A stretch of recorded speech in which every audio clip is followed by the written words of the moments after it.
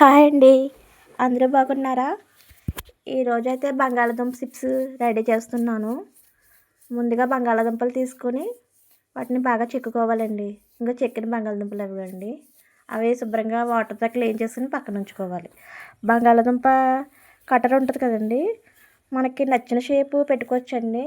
నేనైతే బయట షాపుల్లో ఎలా ఉంటాయో ఆ షేప్ పెట్టాను, రౌండ్ షేపు. కడిగిన బంగాళాదుంపల్ని అలాగా కట్ చేసుకోవాలండి.